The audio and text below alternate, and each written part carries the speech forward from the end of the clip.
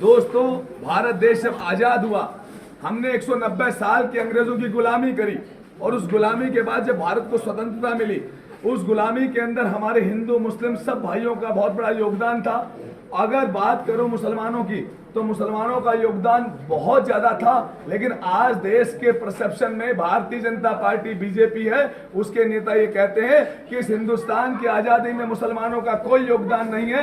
मैं उनसे कहना चाहता हूं कि हमारे उलेमाओं की गर्दनें पेड़ों पे लटकी मिली है। अगर आपको हमारे पे शक शुबा है तो दिल्ली में इंडिया गेट पे चले जाइए, 95,000 नाम लिखे हुए हैं, जिनके अंदर 61,345 नाम मुसलमानों के हैं।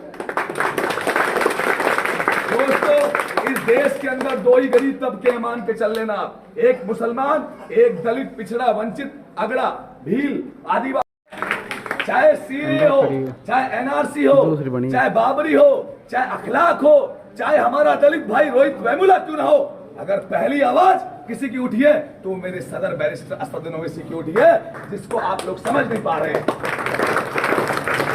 अरे इस देश के अंदर वोट हमारा अधिकार है और वोट देने के बाद हमें ये कोशिश करनी चाहिए कि हमें उस अधिकार के लिए, जो हमें लोकतंत्र में फंडामेंटल राइट्स मिले हैं, जब हमने वोट किया किसी को, तो उस वोट की ताकीदगी में हम सरकार से, उस एमएलए से मांग करें कि भाई हम बेरोजगार हैं, हमारे लिए रोजगार की व्यवस्था करो, हमारे यहाँ कोई फैक्ट्री होनी चाहिए, ये आपका कामा है, चाहे तिजारा है, चाहे मेवात, कोई भी एरिया क्यों ना, आपका नगर हो, चाहे कोई भी एरिया।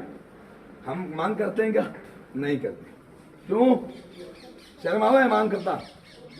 आप लोग मेवात के हो, मैं मेवाती नहीं हूं, मैं आपका मोमिन भाई हूं, लेकिन मुसलमान हूं, लेकिन मेवाती नहीं हूं। आपको शर्म आती है क्या? मांग करो ना। आपके बच्चों को ये गुलामी के दौर में आगे, ये आपके आगे आने वाली पीढ़ियां गूंगी बेरी पैदा होंगी। मांग क्यों नहीं कर रहे हैं आप लोग? अरे भाई, एमएलए चुन लिया, इसका मतलब कोई राजा थोड़ी चुना है, एमएलए तो चुना है। भाई लोकतंत्र क्या है?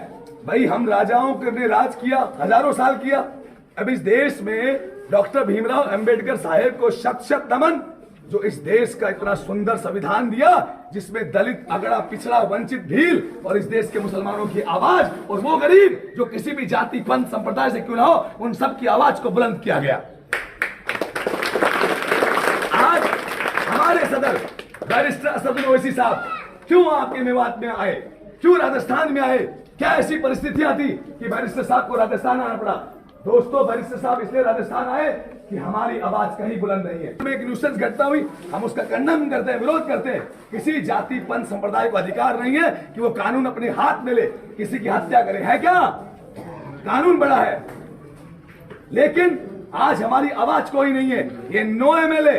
मैं आपकी एमएलए यहां से जाहिदा, मोहतरमा जाहिदा मैडम से कहना चाहता हूं कि मैडम, आपके परिवार ने, आपने बहुत समय से, इन मेवातियों ने आप पे भरोसा किया है, आज तक कुछ नहीं हुआ है। मैडम, ये मेवाती बेचारे बेरोजगार आज भी हैं और हम नहीं चाहते कि ये मेवात में बेरोजगारी का आलम इसी तरह रहे। आप लोग लब्बैक एक बार ओवैसी साहब को समर्थन दीजिए। मैं आपके गांव गांव, ढाणी ढाणी घूमूंगा इंशाअल्लाह। मेरी पार्टी की तरफ से मैं आपको प्रॉमिस कर रहा हूं, एज ए प्रवक्ता मैं घूमूंगा। किसी से डरने की जरूरत नहीं है, घबराने की जरूरत नहीं है। ध्यान रखना, ये हमारे बुजुर्ग बैठे हैं ना, इन्होंने गलती क्या करी? मेरे अब्बा की तरह गलती क्या करी? गलती ये करी इन्होंने कि हमेशा ना रिलाई, कांग्रेस ने कह दिया यस तो यस, नो तो नो, और इन्होंने गलती करी। यही गलती इनके बेटों ने कर ली। अब यही गलती देखो, ये देश का भविष्य खड़ा है।